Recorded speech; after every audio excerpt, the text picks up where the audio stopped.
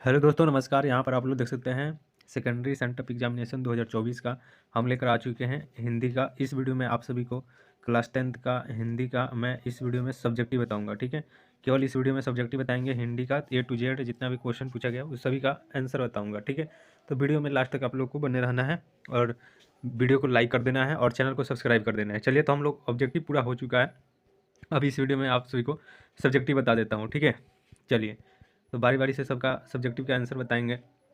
चलिए, ये सारा क्वेश्चन है, ठीक है, सब्जेक्टिव का। तो मैं आप लोग को आंसर जितना बनाना है उतना का आंसर यहाँ पर बता दिया गया है। चलिए, हम क्वेश्चन तरफ में चलते हैं।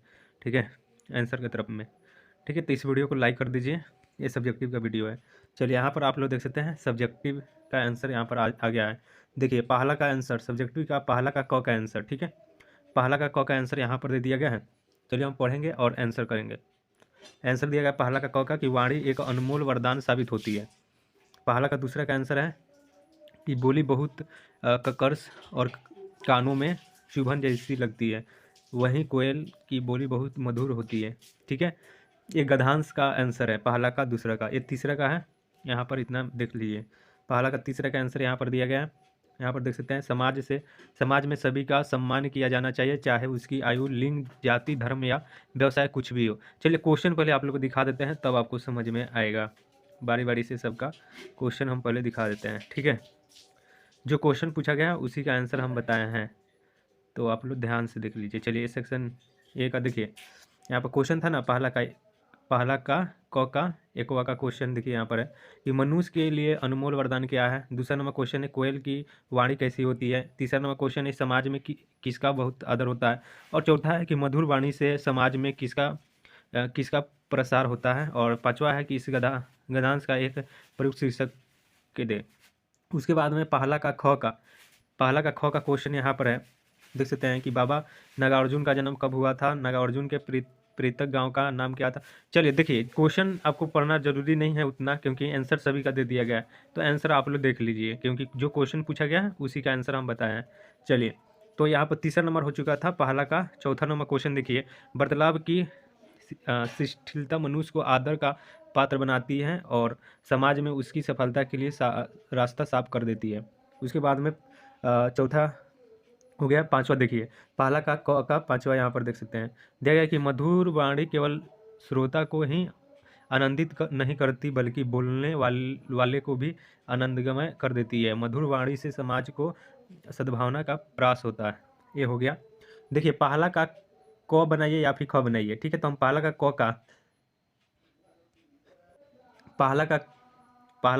का हम बनाए हैं 1 2 3 4 5 क्वेश्चन। ठीक है, तो पहला का क का हम बनाए हैं, या फिर आप लोग अथवा में पहला का ख का भी बना सकते थे।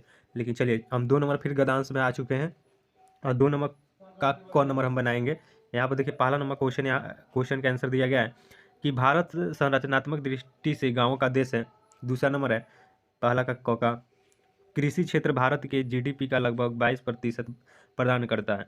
और तीसरा नंबर क्वेश्चन का आंसर है भोजन, रेशे, औषधि, पौधे तथा अन्य उत्पादन प्राप्त होते हैं। चौथा है कृषि की एक ऐसी शैली है जिसमें किसान अपने परिवार को ज़रूरतों को पूरा करने के लिए फसल उगाते हैं। पांचवा यहाँ पर देख सकते हैं, पांचवा है कि एक आदिम कृषि पद्धति है जिसमें पेड़ पौधे को काटकर जला दिया जाता है और फिर उस जमीन पर खेती की जाती है। तीसरा का ख है। अब तीसरा का ख का उत्तर बताएं हैं।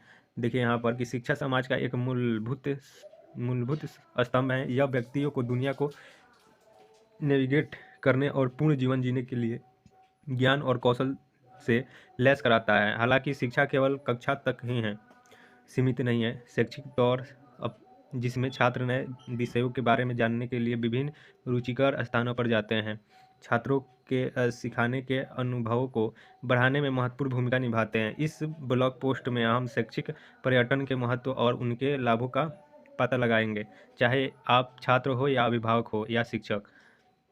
ठीक है, तो आप लोग स्क्रीनशॉट कर सकते हैं, इतना है तीसरा का, तो आप लोग स्क्रीनशॉट करके आप लोग लिख सकते हैं। उसके बाद में चौथा का अथवा बनाए हैं, मतलब जो जितना बनाना है ना आपको क्वेश्चन उतना बना दिया गया है। चलिए, तो आप लोग स्क्रीनशॉट आप लोग लेते चलिए। चौथा का यहाँ पर देख सकते हैं, चौथा का क्वेश्चन का अथवा है राकेश, लेकिन अब ये सभी की प्रति देखिए, बिना क्वेश्चन के आंसर पढ़ने में दिक्कत हो रहा है तो आप लोग स्क्रीनशॉट ले लीजिए। चौथा का यहाँ पर देखिए इतना दूर में इसका आंसर दिया गया, चौथा का अथवा वाला। और चलिए पाँचवा का ये नंबर एकवा का है क्वेश्चन का आंसर। देखिए पाँचवा का मैं दिखा देता हूँ आप लोगों को। चलिए यहाँ पर देखिए ये है पाँचवा नंबर क्वेश्चन है कि निम्नलिखित प्रश्नों में किन्हीं 5 प्रश्नों का प्रत्येक प्रत्येक लगभग 20 से 30 शब्दों में देना है। 5 गुना दोनों 5 को बनाना है आपको। 5 नंबर का 10 नंबर यहाँ से मिलेगा आपको। पहला नंबर क्वेश्चन है कि खोखा किन मामलों में अपवाद था। दूसरा नंबर क्वेश्चन है बढ़ते नाखून द्वारा प्रकृति मनुष्य को क्या याद दिलाती है, नाखून क्यों बढ़ाते हैं, शीर्षक पाठ के आधार पर लिखें। तीसरा नंबर क्वेश्चन है कि नागरिक को देवनागरी क्यों कहते हैं, लेखक उड़ाकर मूल्य इस संबंध में क्या बतलाएं। चौथा नंबर क्वेश्चन है कि निर्मला को बहादुर के चले जाने पर किस बात का अफसोस हुआ था। ठीक है, उसी प्रकार के पांचवा है कि मनुष्य की छायाएं कहाँ और क्यों पड़ती है, हिरोशिमा शीर्षक कविता में लिखे। चलिए 5 को बनाना है, पांचवा का 5 को बनाना है, पांचवा में 5 को बनाना है। चलिए तो हम लोग चलते हैं 5 नंबर क्वेश्चन में। चलिए 5 नंबर क्वेश्चन यहाँ पर है, इसका उत्तर देखिए। पांचवा का एकवा का उत्तर यहाँ पर दिया गया है कि खोखा अपने माता पिता की ढलती उम्र में पैदा हुआ था, लेकिन वह प्रकृति के नियम का अपवाद था। खोखा के माता पिता को उससे पहले सिर्फ लड़कियां थी, इसीलिए उसे प्यार दुलार के नाम पर सभी तरह की आज़ादी थी। पांचवा का दूसरे का आंसर बढ़ते नाखों द्वारा प्रकृति मनुष्य को याद दिलाती है कि तुम भीतर वाले अस्त्र से अब भी वंचित नहीं हो, तुम्हारे नख को भुलाया नहीं जा सकता है, तुम वहीं पर चिंतन नख अमदंत आश्रित रहने वाले जीव हो, पशु की समानता तुम्हें अब भी विद्यमान है। चलिए उसके बाद में तीसरा का आंसर है कि पाटलिपुत्र पटना को पुराने नाम में नगर कहा जाता है और उत्तर भारत में स्थापित शैली को नगर शैली कहते हैं। चंद्रगुप्त द्वितीय विक्रमादित्य का व्यक्तिगत नाम देव था, इसीलिए पटना को देवनगर कहा गया था। इस कारण इस नगर की लिपि को देवनागरी कहा गया था। चलिए तो ये हो गया तीसरा का आंसर। उसके बाद में चौथा का देखिए, निर्मला को बहादुर पर गुस्सा आया और उसे पीट दिया। उसके बाद से कई बार उसे फटकारते रहती थी। अंत में जब रिश्तेदार की सच्चाई का आभास हुआ और यह बात समझ में आ गई तो बहादुर निर्दोष था और उसने रुपये की चोरी नहीं की थी, तब उसे पछतावा हुआ। चलिए उसके बाद में 5 नंबर क्वेश्चन देखिए। पांचवा का पांचवा है, पांचवे को बनाना है आपको।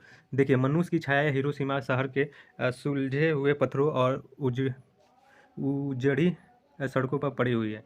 हिरोशिमा शहर के बीचों बीच मानव निर्मित विध्वंसक परमाणु बम का सूरज बरस पड़ा, जिसकी अग्नि में मानव जलकर भाप बन गया। ये छायाएं मानव जाति के गत कर्मों के विनाश का सबूत हैं, जो आज ही हिरोशिमा में मंडराता रहा है। चलिए ये देख लीजिए। उसके बाद में 6 नंबर क्वेश्चन का एकवा का आंसर यहाँ पर दे दिया गया है, उसका सारांश लिखना था, तो उसका सारांश यहाँ पर लिख दिया गया है। चलिए लिख दिया गया कि लेखक भारत में अधिक से अधिक लोगों के सुधार होने का सपने देखता है और जब हमारे देश की जनता साक्षर होगी, साहित्य पढ़ने का उसे अवकाश होगी, तो सुविधा होगी, तब रामायण और महाभारत जैसी ग्रंथ के करोड़ों नए पाठक होंगे।